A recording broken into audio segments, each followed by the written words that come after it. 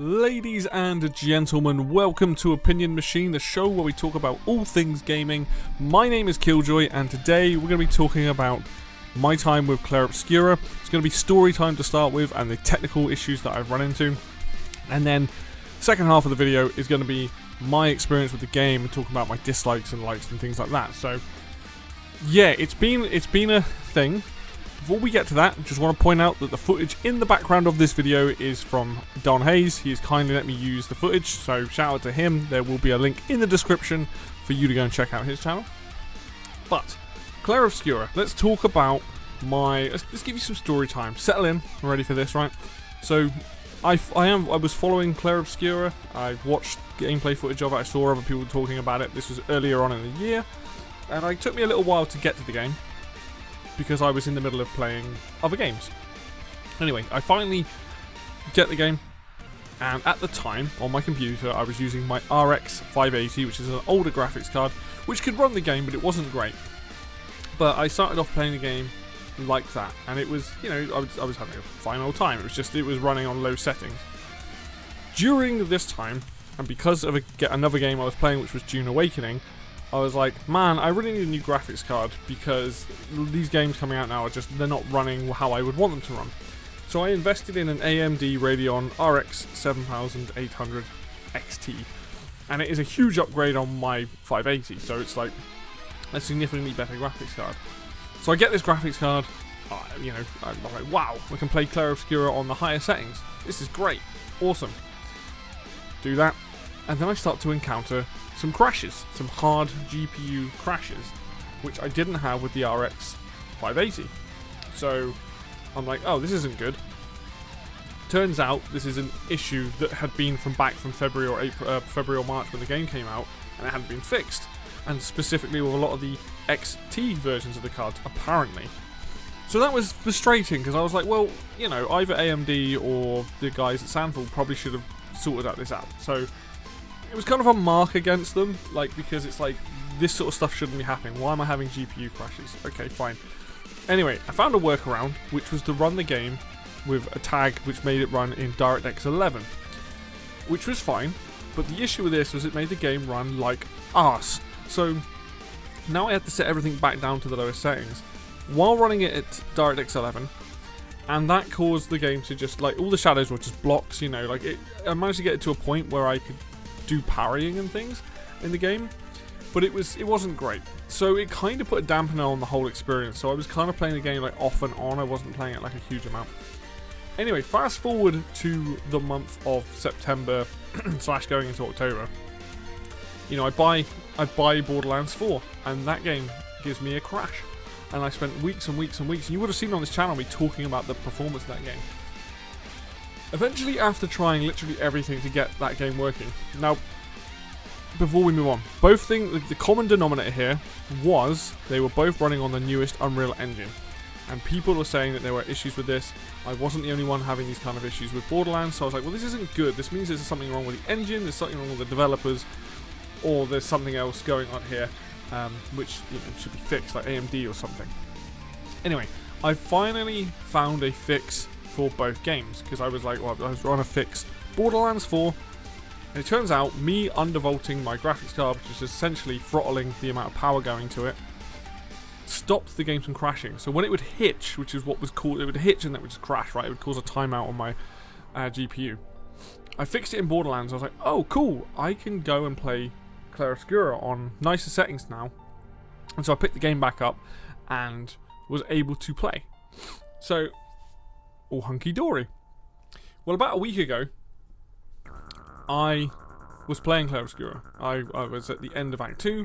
I was doing some very grueling boss fights, and I got through that part, and essentially got to the next cutscene, and the game crashed. Right? And I was like, what on earth? Reloaded up the game, and I had to redo this particular boss fight again. Like, out of the two of them, there was one boss fight I had to do again, and I just uninstalled the game. Straight up, I was like, I'm done. And what had happened was I had set my graphics card to auto undervolt, and it for some reason wasn't happy about that, so it switched back to normal without me even knowing. So then I manually set it, so I was like, right, I'm going to manually set this so it's done it, so my computer's always running undervolted, or the card's always running undervolted, which is fine because it means Borderlands is still working.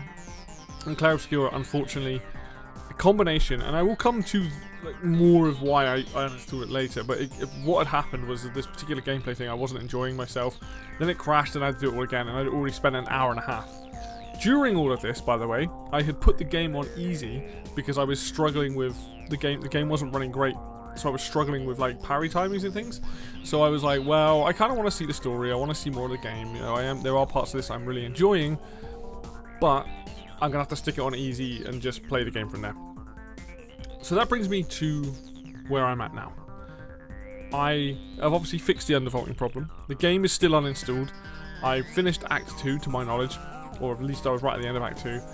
And it's one of those things where it's like, obviously I do want to go back and finish it, but at the same time, I think I wanted to speak about the game. I wanted to speak about the game now, with my experience with the actual game, and we're not talking about technical issues now, but just like the way the game is, because the reason why I don't want to do that is because of what those boss fights were. But let's not start there.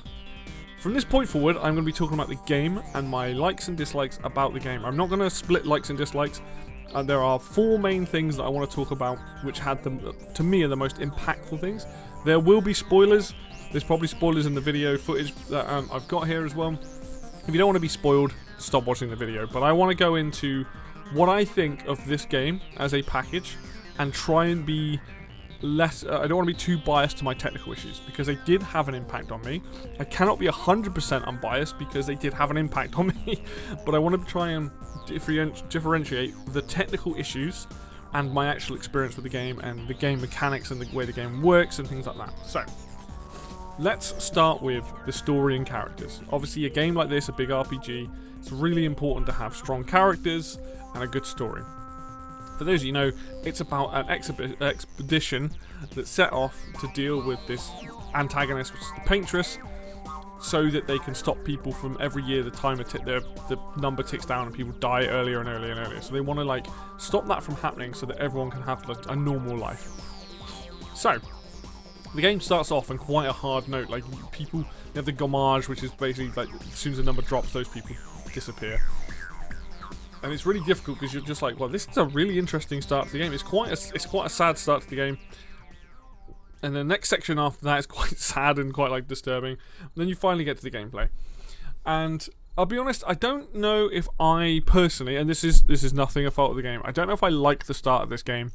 I think it's a bit too heavy, and that's okay to do that. I was a little bit like, I'm not really vibing with this. So it took a little bit of time. The first area is a big meadow that you run through, and you're picking up characters and that. And then, for me, the game really picked up when you get to the second area, which is floating waters, which is just an incredible sort of thing about it. But the actual characters in the game. So what's to me personally, the main story of what they're trying to do, I'll be honest, didn't really care about. Didn't care about that. I was like, yeah, whatever. Like, we're just going to fight this person and stuff going on. But the individual characters, their stories, when you interact with them, they were really interesting. You have the main leader, which is Gustav. You then had Mael, which is his like adopted daughter. You had Sael, I think Lune, and I think that was it to start with. I'm trying to think if there's anyone else I'm missing, but this is like the team of people that you have fairly early on. That changes as the game goes on. And Gustav is played perfectly. He's the most likable, awkward character I've ever seen in a video game. Like, Charlie Cox voices him and does a phenomenal job. All of these characters, to be fair, all the voice actors do a phenomenal job, and I think the characters are awesome. Later on, we then come to Verso and Monoko as 2 other characters that you get, and they also are played really well. Monoko is hilarious. He's probably my favourite character in the game. And then Verso is just like, sort of becomes the main character. Now, big spoiler alert. You've been warned. Gustav dies at the end of Act 1. And I'm going to be very honest, I think this was a choice, and I think it was a poor choice, because Gustav to me is the most interesting and likable character of the bunch. He like actually tries, you see him go through all this emotional stuff, like what he's doing. And I'll be honest, I stopped caring about a lot of the characters after this point because I was like, I see why they've done it. It's the whole student master thing. Mael looks up to him. He basically teaches her all this sort of stuff. And then he's gone. And now you have Verso take his place. Now that has consequences in terms of gameplay as well. But we'll come to that when we get to the gameplay. But as you go through this story, you then have Verso. You then have Monoko. You have a bunch of people that... as a set of characters that are all very different in terms of their play, they're all very different personalities, and they have different trauma and different things like that, and you get to know these characters, and some of that stuff is awesome. But I think what I like about the characters is seeing that personality come through. Didn't really care to get to the painters and then do that stuff and work it all out. Like, I'm sure it's a really good story, but the part of like being the expedition, and seeing those personal stories play out was the most interesting part for me, and I really enjoyed that. And there's other characters that you meet, like the villains, SGA, all this sort of stuff. Like I said, Monoko, his conversations are incredible. So, story and character-wise, characters very strong, well written, very much enjoyed that. Story itself, I can see why people like it. It tackles some very, very difficult subjects, which is great. Don't steer clear from that, but it's not something that I didn't resonate with the story as much as I thought I might. Next up, let's talk about the gameplay and primarily the combat. Like, outside of combat, you're running around in an open field, searching for items to help you for various things, and you have the overworld where you can like go to the next areas, and so it's like a big map, and then each area is like cordoned off. I actually really like that. I thought the map and the open running around and stuff awesome. But the primary thing here is the combat, and each character is designed a certain way and has certain upgrades and certain abilities they can learn, and you can equip them and they get different weapons, like a typical RPG, right? But the combat is very much, and I don't know if it's influenced by, like, what it's influenced by, but for me personally, it's a big strong part of Paper Mario, it's a big strong part of Mario and Luigi series, where this combat system is designed where you can do every fight and not take a single bit of damage, which I like. I think the combat system in this game is phenomenal. I have a gripe about one particular mechanic, but we'll come to that in a minute. But like, the actual combat is, you have your party of 3, you can switch people in and out, and each one plays very differently. So Gustav is the easiest character to use. You charge up his arm, like an arm, he's got a special ability, and you can punch with this arm and it does a load of damage. If you're playing as Mael, she's all stance based, so you try and do combos based on that. Monoko is based on this like spinny wheel, and then he has different abilities that he picks up from the Neverons. Sael had a like card mechanic, like a light and dark thing. Lune was like magic and like embers or taints or whatever they were called. And who's the person? Oh, and then Verso is based on like the more damage you do, the higher like you get this rating, and the higher the rating, the crazier things you can do and stuff like that. And it's all really interesting, but I do think it's slightly overcomplicated. That's why I was kind of upset that they killed Gustav, because Gustav was a really easy character to use, and that gameplay is now gone. From that point onwards, like, he might come back later in Act 3, I don't know, but like, it's gone. So your easiest character is Verso, which is fine, but every time Verso takes a hit, he loses that. So there's this whole game with them, and you obviously unlock more abilities with them, but it's like knowing what everything does, it's quite complex. I think it's only because, like, I think I would have benefited from the ability to practice and see what things did and have like just, you know, like examples of what everything does, rather than just going in and picking them and things like that, like the skills and figuring it out. There's a lot of like comboing in this game, which is absolutely fine. It's a completely good system, but it kind of got to the point where I stopped really picking skills. I just kind of went, oh, this is fire, this is ice, this does X amount of hits. And, you know, it just got to the point where it just got a little bit complicated. Just a little bit. Which, you know, is fine. And again, can't knock it for that so much. But the main part of the combat is you can attack, you can use an item, you can use a special move, right? So your characters can set people on fire, they can freeze them, they can stun them, they can break, which is stun, they can exhaust, you know, all these different abilities that you can use. So you kind of kit your characters out. You have points that you get from dodging and parrying and attacking, so that you can use those points to then attack. So that's all great. In defense mode, this is where the game's interesting, is that you learn the enemy's pattern. So you can dodge, you can parry, you can jump, and you can do gradient attacks. Now, dodge and parry I like because they work exactly how intended. for the most part. I'll come back to that in a sec. Jump is a really cool idea, it lets you jump over moves and then counter. Gradient attack is where I had an issue, where it was like, so what you've done here is put in another counter ability. I don't even know, I think you can just dodge gradient attacks? I can't remember.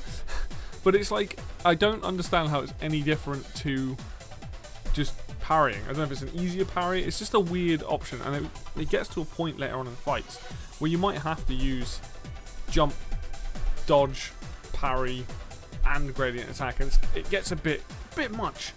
So I wasn't really a fan of that personally. And then that brings me on to dodge. Sorry, not dodge, parry. Parry in this game is not perfect. So when I started out the game, I played on normal. I know that the frames to parry are smaller. The issue is the visuals do not always match with the sound, which do not always match with the timing of the parry. At no point can you practice this parry in the game, to my knowledge, except for the very first time in the game, at the very beginning of the game, where the game's like, parry and attack when someone hits you. There's no way to practice it. Now, obviously every enemy has a different attack timing and things like that. I would be fine with this, but I still don't know if I have to push it on the attack, before the attack. Like, it was never very well explained, and I do think it could have been a better job of how that works. Most other games, I find that the parry is pretty consistent. Personally, until I put it on easy, I found that the parry in this game was very inconsistent. The visual didn't always match up with the timing, or you'd hear the sound and you think, oh, that's when I push it. And I just, at the end of the day, I wanted to get really good with the parry. I wanted to spend the time. I didn't care about dying. I was like, that's what I want to do. But it felt so inconsistent to me that I was like, I give up. So I went down to easy, and I was like, actually, having these slightly higher frames to parry, this feels better. It feels better. It feels like it works with the animations and the sounds and all that sort of stuff. So I know that's going to be a big sticking point for a lot of people, and I'm sure people are going to be like, oh, just get good at the game. If the thing was consistent, like consistent across the board, then yes, I'd be okay with it. But as a whole, the combat system in this game is a lot of fun. It works really well. It might be a little bit complicated for me, but regardless, I still think there is a really, really well-built system there. And that's obviously, you know, the meat and potatoes of the game. It's got to be fun to play, right? Brings me on to the boss fights. Now this, I think, is going to be the biggest sticking point and negative that I have to say about this game, and why I ended up quitting. The bosses in the game, at least to start with, felt like a good difficulty. Like, you're learning their moves, you're trying to either parry them or whatever, but they have a fairly big health pool compared to any other creature in the game, which is fine. But what happens later on? Why did I end up just stop playing the game? So, end of Act 2, you have 2 boss fights back to back. Both boss fights have 2 phases. What happens in those phases? The bosses, like, your action economy versus those bosses goes down and down and down. And it's not even just the last 2 bosses. There's a boss that you fight earlier on that got me into a loop of, I had them, like, every time I got hit, he gains armor, and at the end of every second attack, he would exhaust my guys, so I couldn't use my specials. And that was really frustrating. And the other 2 boss fights had so much health, which was also really frustrating, because I literally spent all that time before the game crashed, and that's why I was like, I'm not doing this again. I would say this, there are some good ideas with the boss fights. I think some of the ones earlier on are significantly better. However, when you are doing and designing a boss fight, do not put your players in a position where the actual gameplay becomes very stale very fast. There's nothing wrong with the difficulty. It's not so much the difficulty, it's the actions that you lose out on. So when you take away some of that control and some of that expression from the player, so if I'm sat in a boss fight and I can only do regular attacks, and I have to learn the dodge pattern because the guy's gaining armor, so I can't use any special attacks to take off multiple armor, or I can't hit through it, you then get stun locked into this thing. And that is not fun. And that happened with one boss fight. Yes, I'm sure if I had a different party, just to let you know, my party was Lune, Verso, Monoko, because I was like, that's what I want to play with. But this boss fight was just really, it started off fine and became It was almost artificially extended because every 2 turns, every 2 attacks, sorry, the AI would exhaust me, which I can't dodge, so I can only do my basic attacks, and then I've got to avoid these things, and it became this awful slog. And I genuinely think that when that happened, I was like, this is a bad boss. This is not fun, because on top of that, you can't skip or speed up the animations, because each boss fight needs to do those for you to have the ability to parry and also dodge. So it's like a double-edged sword. Yes, that's really cool. I can like parry and get all these points back, and that's kind of what you want to do. But at the same time, if you don't do that and you're playing the dodge game at this point, which I was, it suddenly becomes artificially extended, and that's not fun. Same with the 2 boss fights I did. You've given 2 boss fights with huge health pools, you've given them second phases, you've made it so that, you know, luckily the attacks weren't too bad to learn, but the animations of those attacks take so long, and then, you know, they might either heal or whatever, and it's just like, I don't think the boss fights in this game are fun, or at least a handful of them are not fun. The early ones weren't so bad, but the ones that I was doing, and I'm playing it on easy, so I'm like, why am I doing no damage? Like, all my points are pretty much in might at this point, because I was like, well, there's no point me putting it in anything else. Like, obviously, if you put it into speed, you'll probably have more action economy, but when you take that away from the player and you have to sit there for like, watch a big attack, dodge all that attack, then you get 1 person go, and then you got to sit there and take 2 more attacks. I know it's going to upset some people, but I don't think that's very good game design. I think that's really poor, taking away the player's agency and making you sit there through these huge, long attacks. I think if the attacks weren't so long, I understand having like 1 or 2 of them, like as special attacks, but if the attacks weren't so long, I don't think it would be so much of a problem. I think I could stomach it more. But now I've got, if I want to go back and play it, I've got to do that boss fight again, and I'm just like, I didn't enjoy my time. I spent an hour and a half on 2 boss fights that I just thought were really badly designed. Quite frankly, that's not something I want to do again. And that's kind of where I'm at with the game, right? The other thing to talk about is the music. You know, the music is everyone's like, this is like the best soundtrack of the year. And I think the soundtrack's good. I do think the soundtrack's good. I think the music at the beginning of the game, from what I experienced throughout out of Act 1, is far superior to the music that I heard in Act 2. And I know it's a personal opinion, personal taste, but there are really good bits of music in this game. Like Monoko's theme is incredible. Flying Waters battle theme, the whole Ancient Sanctuary area, like a lot of the early areas, really good mix of music, really interesting, all this sort of stuff. My issue was, you get more into Verso's story, it's all just the violin music, it all kind of starts to sound the same. There are vocal pieces, like Renoir's boss fight's pretty cool. You know, but the vocal pieces are not what I think are the best part about the soundtrack. I think it's those ones that really stand out in the sense of like Ancient Sanctuary, either the battle music or like the actual area, Flying Waters, you know, the music that you play when you find Monoko and all that sort of stuff. Like, I know it's very subjective. So for me personally, like, I think the soundtrack is good. I don't think the soundtrack is great. I know that it's probably going to win soundtrack of the year. I don't think it should. But that is completely subjective, right? And this is the only reason it puts a downer on the game is because when I hear something like Monoko's theme, this piece of music that rips through and stands out, and then I get to another boss theme and it's like, or a battle theme, and I'm like, it's kind of generic, right? And that's quite harsh to say, because I think his name's Lorien is the composer. Fair play to the guy. I hope he gets tons more contracts and does more work, because he's clearly very talented, and he has an eye for doing like mixtures of music.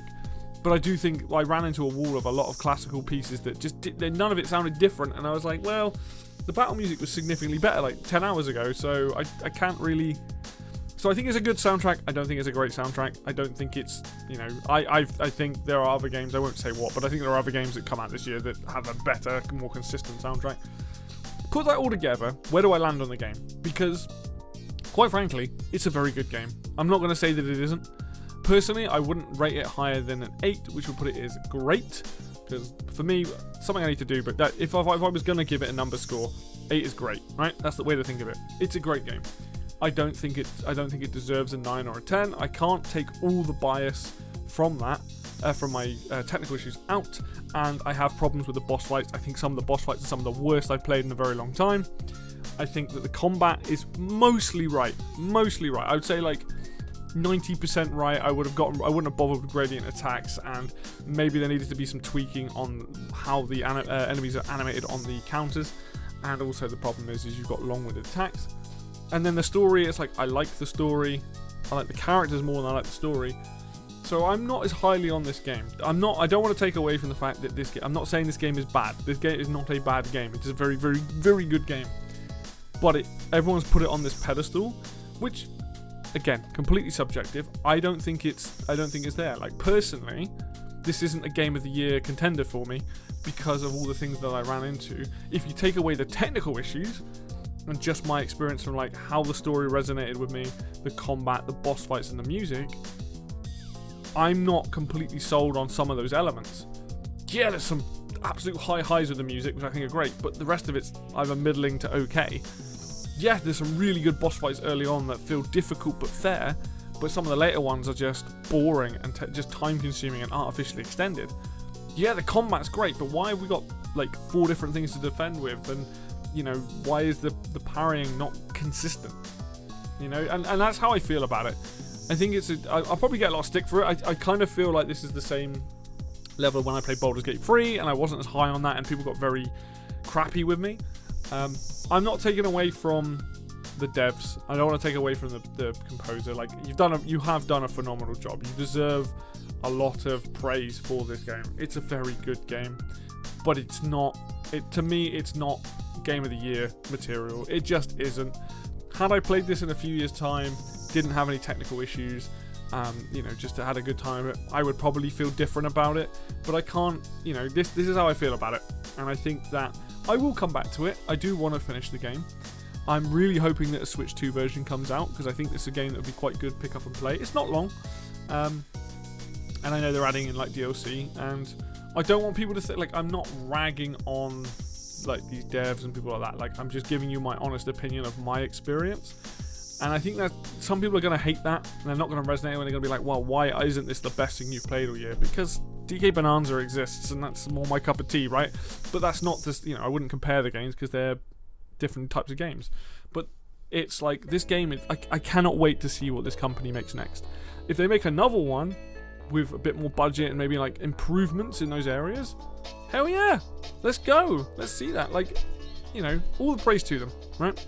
But for me, it was like, I can see what this game is trying to do. There are too many negatives in this, or frustrations with some of these elements that I wish were just tweaked, and I would have been like probably higher on the game. What I will say though is, if you are looking for like a smaller RPG that has classic elements to it, that has a combat system the combat system, if it was perfect, which it's not, but if it was, it's the kind of combat system that I like. You know, it's that RPG sort of thing, and the ability to take 0 damage per fight is awesome. I love it. Do that in more games. But yeah, there you go. There are my thoughts on the game. We shall see. We shall see. Maybe I need some time away, 6 months to a year, come back, do that boss fight again, and just smash my way through the game so I can put it to one side. But as it stands, I'm probably not going to play it for a while. I've had some fun playing with it. I've had frustrations playing with it. And I think it's time for me to move on and play something else and find something else that's going to gel with me a bit better. Anyway, that's going to do it for me today then, guys. Thank you so much for watching. If you like the video, hit the like button. Helps out a lot. If you want to see more content on any kind of games, things like that, hit the subscribe button. And until next video, I will see you then.